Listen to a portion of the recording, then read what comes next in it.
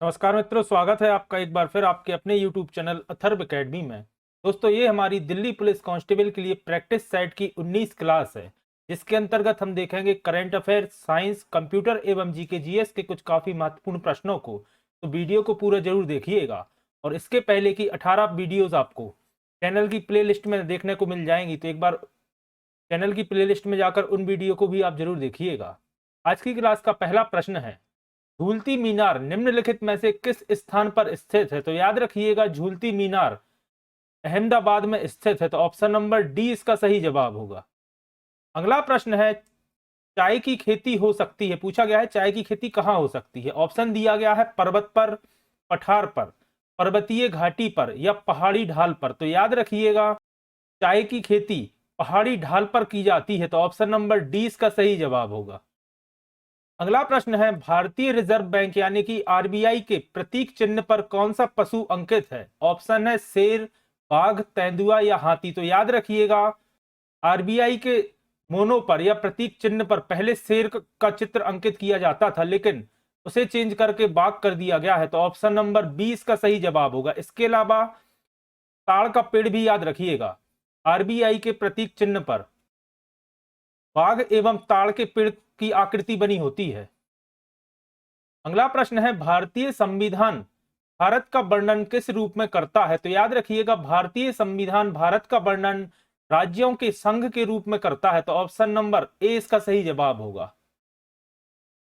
अगला प्रश्न है, मजलिस किस देश की संसद का नाम है? तो याद रखिएगा, मजलिस ईरान की संसद का नाम है। और इसके अलावा याद रखिएगा, मजलिस ए सीरा पाकिस्तान की संसद का नाम है। तो इसमें अधिकतर लोग कंफ्यूज होते हैं, अगर मजलिस पूछा गया तो याद रखिएगा ईरान, और मजलिस ए सीरा पूछा गया तो इसका सही जवाब होगा तो पाकिस्तान। अगला प्रश्न है, 1857 का स्वतंत्रता संग्राम कहां से प्रारंभ हुआ था? तो याद रखिएगा, इसको डेट सहित याद रखिएगा, 10 मई 1857 को मेरठ से सैन्य विद्रोह के रूप में 1857 के स्वतंत्रता संग्राम की शुरुआत की गई थी। यह डेट काफी महत्वपूर्ण है, 10 मई 1857 मेरठ या मेरठ छावनी। अगला प्रश्न है, राजा राममोहन राय ने आत्मीय सभा की स्थापना कब की थी? तो याद रखिएगा, राजा राममोहन राय ने 1815 में कलकत्ता से आत्मीय सभा की स्थापना की थी। कई जगह आपको 1814 भी ऑप्शन में देखने को मिल सकता है, लेकिन इसका सही जवाब है 1815। 1814 में राजा राममोहन राय कलकत्ता पहुंचे थे और 1815 में उन्होंने इसकी स्थापना की थी, आत्मीय सभा की। अगला प्रश्न है, ऑपरेशन फ्लड किससे संबंधित है? तो आप सभी जानते होंगे, ऑपरेशन फ्लड का संबंध है दूध या दुग्ध उत्पादन से, तो ऑप्शन नंबर बी इसका सही जवाब होगा।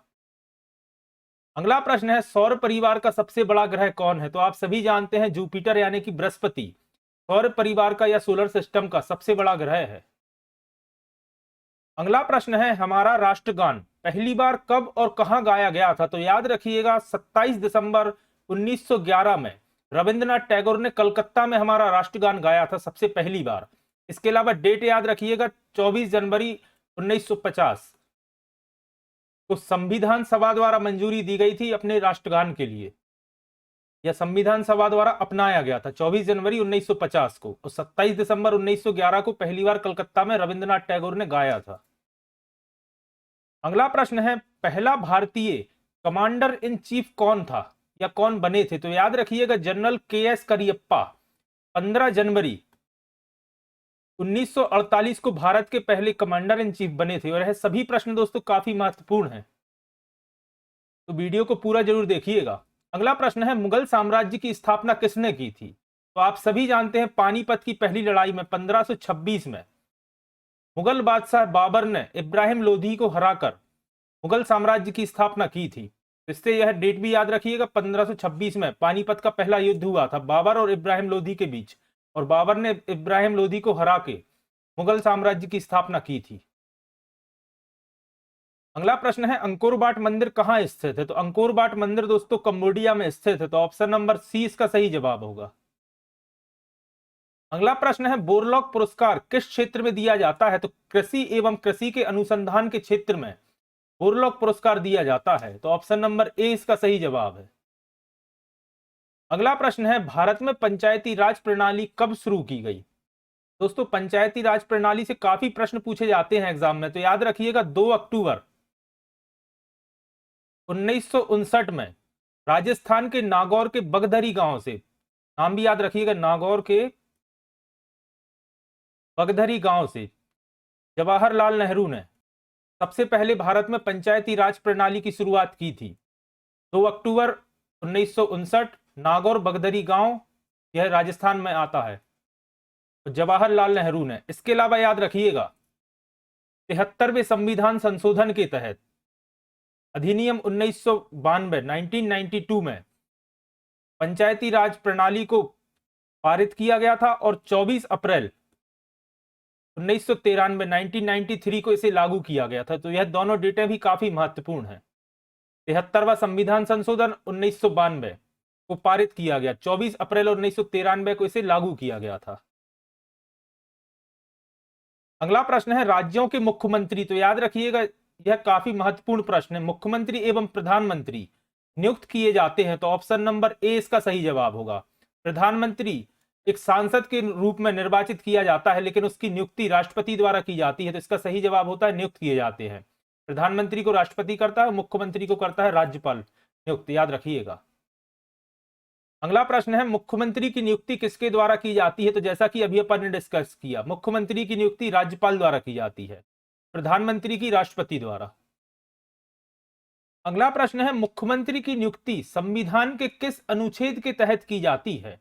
ऑप्शन है अनुच्छेद 153। तो याद रखिएगा अनुच्छेद 153 में दिया गया है राज्य का एक राज्यपाल होगा, यानी कि राज्यपाल के बारे में डिस्कस किया गया है अनुच्छेद 153 में।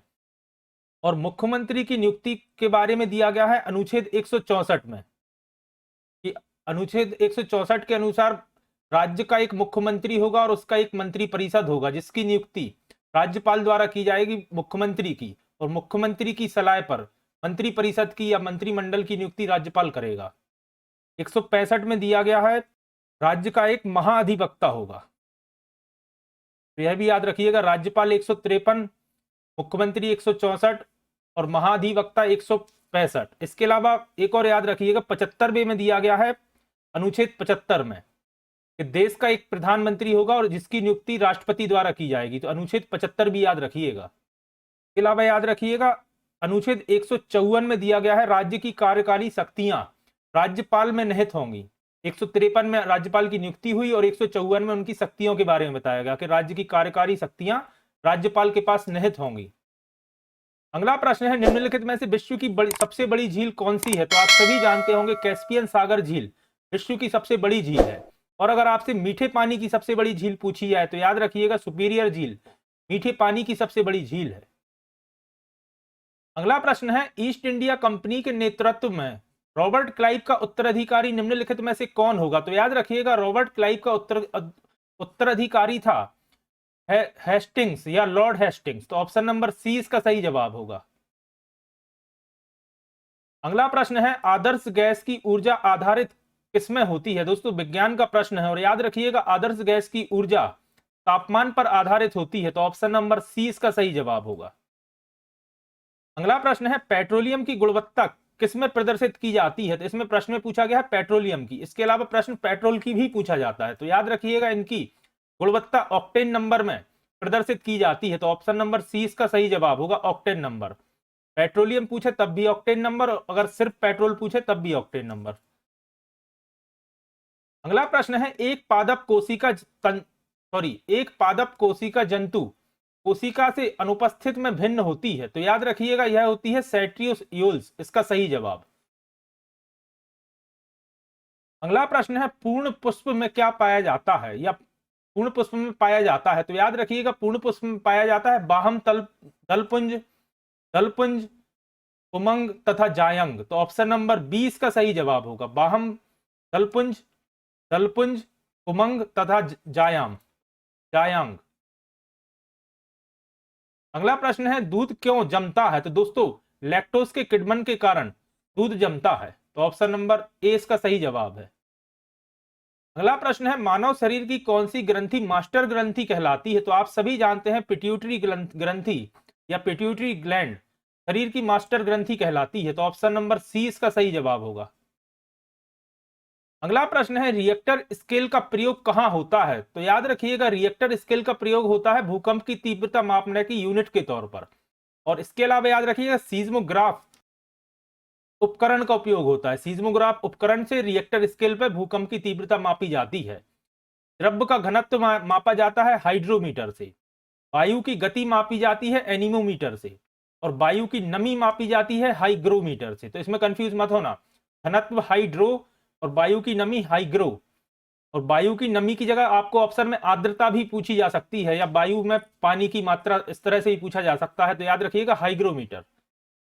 और द्रव्यमान का घनत्व हाइड्रोमीटर, वायु की गति एनीमोमीटर, तो भूकंप की प्रबलता सीज्मोग्राफ से। अगला प्रश्न है, गोबर गैस का मुख्य संघटक क्या है? तो याद रखिएगा, मुख्य रूप से गोबर गैस में दो गैसें पाई जाती है, मीथेन एवं CO2, कार्बन डाइऑक्साइड। इसका सही जवाब होता है मीथेन। अगला प्रश्न है, निम्न गैसों में से किस गैस का प्रयोग सिगरेट लाइटर में किया जाता है? तो याद रखिएगा, सिगरेट लाइटर में ब्यूटेन गैस का प्रयोग किया जाता है। और ब्यूटेन तथा प्रोपेन के मिश्रण से ही LPG गैस बनती है। तो याद रखिएगा, अगर LPG पूछा जाए तो ब्यूटेन तथा प्रोपेन, और अगर सिगरेट का लाइटर तो सिर्फ ब्यूटेन। अगला प्रश्न है, निम्न में से कौन सा एक मिश्रण है? ऑप्शन है गन पाउडर, आयरन सल्फेट, तांबा या सूखी बर्फ। तो सूखी बर्फ तो याद रखिएगा CO2 यानी कि ठोस कार्बन डाइऑक्साइड को कहा जाता है ड्राई आइस, जो कि जनरली आग बुझाने के लिए उपयोग में आती है। तांबा आप सभी जानते हैं एक धातु है। आयरन सल्फेट एक कंपाउंड है। और गन पाउडर एक मिश्रण है। तो ऑप्शन नंबर ए इसका सही जवाब होगा। अगला प्रश्न है, अणुओं तथा परमाणुओं में इलेक्ट्रॉनों के द्वारा उत्पन्न चुंबकीय क्षेत्र यानी कि मैग्नेटिक फील्ड का क्या कारण है? ऑप्शन है केवल चक्रण गति, केवल कक्षीय गति, या ए और बी दोनों। तो याद रखिएगा, ए और बी दोनों इसका सही जवाब होता है। चक्रण गति एवं कक्षीय गति के कारण अणुओं तथा परमाणुओं में इलेक्ट्रॉनों के द्वारा चुंबकीय क्षेत्र उत्पन्न होता है। अगला प्रश्न है, जब मेंडलीव ने अपना काम शुरू किया था तब कितने तत्व थे या कितने तत्व ज्ञात थे? तो याद रखिएगा, इसका सही जवाब होगा 63। 63 तत्व थे आवर्त सारणी में उस समय। अगला प्रश्न है, मेंडलीव की आवर्त सारणी में क्षैतिज स्तंभ को क्या कहा जाता है? तो दोस्तों उन्हें ही आवर्त कहा जाता है। ऑप्शन नंबर 20 का सही जवाब होगा। अगला प्रश्न है, न्यूलैंड्स के ऑक्टेव्स के नियम के अनुसार प्रकृति में कितने तत्व मौजूद हैं? तो याद रखिएगा, न्यूलैंड्स के ऑक्टेव के नियम के अनुसार प्रकृति में 56 तत्व मौजूद हैं। तो ऑप्शन नंबर ए इसका सही जवाब होगा। अगला प्रश्न है, बॉल पॉइंट पेन का आविष्कार किसने किया था? तो याद रखिएगा, बॉल पॉइंट पेन का आविष्कार किया था एल बीरो ने। तो ऑप्शन नंबर डी इसका सही जवाब होगा। अगला प्रश्न है, विटामिन डी की कमी से कौन सा रोग होता है? तो सबसे पहले तो विटामिन डी का रासायनिक नाम याद रखिएगा, कैल्सीफेरोल विटामिन डी का रासायनिक नाम होता है। और सूर्य का प्रकाश या सोलर एनर्जी इसका मुख्य स्रोत होता है। इसके अलावा पूछा जाता है, मछली के लीवर के ऑयल में कौन सा विटामिन पाया जाता है या कौन सा विटामिन प्रचुर मात्रा में पाया जाता है? तो याद रखिएगा, इसका सही जवाब है डी। और विटामिन डी की कमी से होता है सूखा रोग।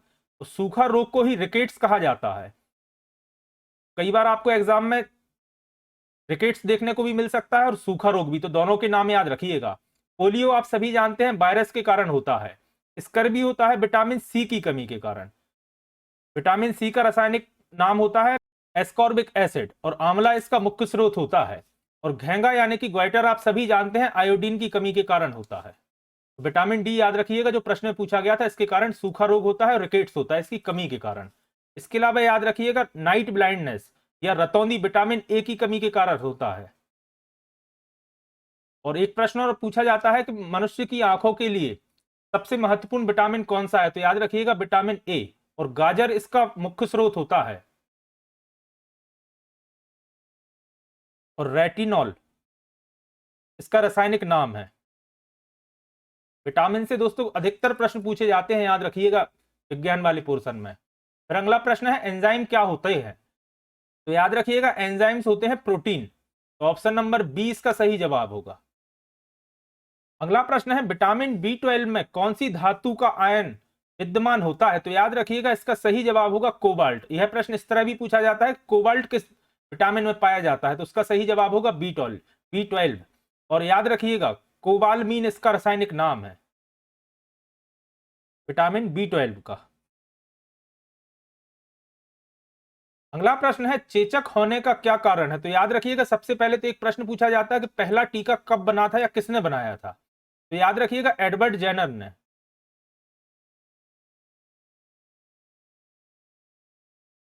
पहला टीका बनाया था और वो था चेचक का टीका। तो कब बनाया था? तो याद रखिएगा 1796 में एडवर्ड जेनर ने पहला टीका बनाया था, चेचक का टीका। और चेचक रोग होता है बेरियोला वायरस के कारण। तो ऑप्शन नंबर 20 का सही जवाब होगा। अगला प्रश्न है भारत का कौन सा राज्य शीर्ष फल उत्पादक राज्य है, यानी कि सबसे ज्यादा फल किस राज्य में उत्पादन होता है? तो याद रखिएगा इसका सही जवाब है सर्वाधिक होता है आंध्र प्रदेश में। तो ऑप्शन नंबर 20 का सही जवाब होगा। और अगर आपसे सब्जियां पूछी जाए तो याद रखिएगा उत्तर प्रदेश में सब्जियां होती हैं और आंध्र प्रदेश में सर्वाधिक फलों का उत्पादन होता है। अगला प्रश्न है पाकिस्तान के प्रधानमंत्री कौन है, या पाकिस्तान के वर्तमान प्रधानमंत्री कौन है? तो आप सभी जानते होंगे शहनवाज शरीफ पाकिस्तान के वर्तमान प्रधानमंत्री हैं। अगला प्रश्न है के बिरला फाउंडेशन द्वारा कविताओं के संग्रह के लिए प्रतिष्ठित सरस्वती सम्मान से किसे सम्मानित किया गया? ये 2023 का पूछा गया है, यानी कि करंट का प्रश्न है। तो याद रखिएगा 2023 में सम्मानित किया गया है शिव शंकरी को, और इनका संबंध छत्तीसगढ़ से है। इसके अलावा 2021 का याद रखिएगा राम दशरथ मिश्र को या मिश्रा को 2021 में सरस्वती सम्मान से सम्मानित किया गया था। और प्रश्न पूछा जाता है सरस्वती सम्मान कौन सी संस्था देती है? तो याद रखिएगा के बिरला फाउंडेशन द्वारा सरस्वती सम्मान दिया जाता है। अगला प्रश्न है हुरून रिसर्च इंस्टीट्यूट द्वारा जारी वैश्विक स्वस्थ अरबपति सूची 2023 में शीर्ष स्थान पर कौन रहा? तो याद रखिएगा इसका सही जवाब होगा मुकेश अंबानी। पहले गौतम अदानी थे, लेकिन इनको पीछे छोड़ते हुए मुकेश अंबानी शीर्ष स्थान पर हैं हुरून रिसर्च इंस्टीट्यूट द्वारा जारी वैश्विक स्वास्थ्य अरबपति सूची 2023 के अनुसार। अगला प्रश्न है किस भारतीय अर्धसैनिक बल में ऊर्जा प्रवाह नामक नए, यहां मिसप्रिंट है, युद्ध पोत है या पोत है, नए पोत को शामिल किया गया है? तो सबसे पहले तो इसका नाम याद रखिएगा, इसका नाम है ऊर्जा प्रवाह, और यह दिया गया है भारतीय तटरक्षक बल के लिए। तो ऑप्शन नंबर डी इसका सही जवाब होगा। अगला प्रश्न है यूनेस्को द्वारा किस शहर को वर्ष 2023 के लिए विश्व पुस्तक राजधानी के रूप में चुना गया है? तो याद रखिएगा 2023 के लिए विश्व पुस्तक राजधानी के रूप में अकरा को चुना गया है, और अकरा याद रखिएगा घाना में स्थित है। और अगर बात 2022 की जाए तो याद रखिएगा ग्वाडलहारा को 2022 के लिए चुना गया था विश्व पुस्तक राजधानी के रूप में यूनेस्को द्वारा। अगला प्रश्न है भारत की पहल कार्बन न्यूट्रल वाली पंचायत कौन सी बनी है? यहां मिसप्रिंट है थोड़ी सी, भारत की पहली कार्बन न्यूट्रल वाली पंचायत कौन सी बनी है? तो याद रखिएगा इसका सही जवाब होगा पल्ली। तो ऑप्शन नंबर 20 का सही जवाब है पल्ली, भारत की पहली कार्बन न्यूट्रल वाली पंचायत बनी है। अगला प्रश्न है भारत में पेटेंट दवाओं की मैन्युफैक्चरिंग को बढ़ावा देने के लिए भारत फार्मास्यूटिकल और मेडिकल सम्मेलन का आयोजन कहां किया गया था? तो दोस्तों यह किया गया था नई दिल्ली में। अगला प्रश्न है अंतरिक्ष प्रौद्योगिकी के लिए मेटावर्स में स्पेस टेक फ्रेमवर्क लॉन्च करने वाला भारत का पहला राज्य कौन सा बना है? तो याद रखिएगा यह बना है तेलंगाना। तो ऑप्शन नंबर ए इसका सही जवाब होगा। अगला प्रश्न है ऑयल इंडिया लिमिटेड ने भारत का पहला शुद्ध हरित हाइड्रोजन संयंत्र कहां शुरू किया है? तो याद रखिएगा ऑयल इंडिया लिमिटेड द्वारा असम में भारत का पहला शुद्ध हरित हाइड्रोजन संयंत्र शुरू किया गया है। अगला प्रश्न है किस देश ने दुनिया के पहले एंटी मिसाइल लेजर सिस्टम जिसका नाम है आयरन बीम का सफलतापूर्वक परीक्षण किया है? तो इसका परीक्षण किया है इजराइल ने, और वर्तमान में यह इजराइल फिलिस्तीन युद्ध में इसका उपयोग भी कर रहा है आयरन बीम का, जो कि एक एंटी मिसाइल लेजर सिस्टम है। अगला प्रश्न है किस राज्य सरकार ने पूर्व सैनिकों और युवाओं को राज्य के पलायन करने से रोकने के लिए हिमपहरी परियोजना की शुरुआत की है? तो याद रखिएगा हिमपहरी परियोजना की शुरुआत उत्तराखंड राज्य सरकार द्वारा की गई है? अगला प्रश्न है, स्ट्रीट चाइल्ड क्रिकेट विश्व कप 2023 की मेजबानी किस देश ने की? तो याद रखिएगा इसकी मेजबानी की है भारत ने। भारत में ही पूछा जाए कहां की गई तो याद रखिएगा चेन्नई में। और युगांडा की टीम यह विश्व कप या वर्ल्ड कप जीती है। स्ट्रीट चाइल्ड क्रिकेट विश्व कप 2023 युगांडा की टीम जीती है। इसकी मेजबानी भारत में चेन्नई में की गई थी। अगला प्रश्न है, माइक्रोसॉफ्ट विंडोज में नोटपैड फाइल का एक्सटेंशन क्या होता है? दोस्तों कंप्यूटर का प्रश्न है, तो पूछा गया है नोटपैड फाइल का एक्सटेंशन क्या होता है। तो दोस्तों नोटपैड फाइल का एक्सटेंशन होता है .txt। तो ऑप्शन नंबर ए इसका सही जवाब होगा। अगला प्रश्न है, इनमें से कौन सी एक डेटाबेस की भाषा नहीं है? तो याद रखिएगा DDL होती है, DCL होती है और DML होती है, लेकिन बेसिक एक प्रोग्रामिंग भाषा है। तो ऑप्शन नंबर सी इसका सही जवाब होगा, क्योंकि पूछा गया है डेटाबेस की भाषा नहीं है, तो बेसिक डेटाबेस की भाषा नहीं है। अगला प्रश्न है, इनमें से कौन सा एक 3 स्कीमा आर्किटेक्चर का एक डेटाबेस नहीं है? Logic schema, internal schema, conceptual या एक्सटर्नल स्कीमा? तो याद रखिएगा लॉजिक स्कीमा एक 3 स्कीमा आर्किटेक्चर डेटाबेस का हिस्सा नहीं है। तो ऑप्शन नंबर ए इसका सही जवाब होगा।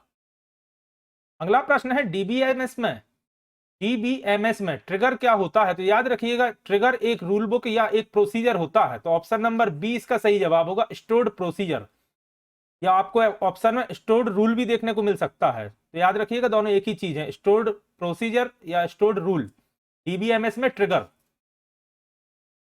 अगला प्रश्न है, टेबल डिजाइन न्यू में डिस्क्रिप्शन कॉलम का उद्देश्य क्या होता है? तो याद रखिएगा डिस्क्रिप्शन कॉलम का उद्देश्य होता है हर फील्ड में दर्ज होने वाले डेटा का वर्णन करना। तो ऑप्शन नंबर बी इसका सही जवाब होगा। अगला प्रश्न है, आप एक डेटाबेस में रिलेशनशिप को कैसे प्रदर्शित कर सकते हैं? तो इसका सही जवाब होगा टूल बार में रिलेशनशिप बटन को क्लिक करके आप एक डेटाबेस में रिलेशनशिप प्रदर्शित कर सकते हैं। अगला प्रश्न है, आप रिलेशनशिप विंडो में टेबल को कैसे जोड़ सकते हैं? तो इसका सही जवाब होगा टूल बार में शो टेबल बटन को चुनें तो आप रिलेशनशिप विंडो में एक टेबल जोड़ सकते हैं। तो ऑप्शन नंबर सी इसका सही जवाब होगा। अगला प्रश्न है, एक से बहुत रिलेशनशिप में एक वाली साइड को और बहुत वाली साइड को क्या कहते हैं? तो याद रखिएगा एक वाली साइड को पेरेंट कहा जाता है और बहुत वाली साइड को कहा जाता है चाइल्ड। तो इसका सही जवाब होगा पेरेंट चाइल्ड। तो दोस्तों ये थी आज की हमारी दिल्ली पुलिस कांस्टेबल के लिए प्रैक्टिस सेट की 19वीं क्लास। आशा करता हूं आज की क्लास आपको पसंद आई होगी। अगर आज की क्लास आपको पसंद आई है तो वीडियो को लाइक करें, कमेंट करें, और अगर आपने अभी तक अथर्व एकेडमी चैनल को सब्सक्राइब नहीं किया है तो चैनल को सब्सक्राइब करें और ज्यादा से ज्यादा लोगों तक शेयर करें।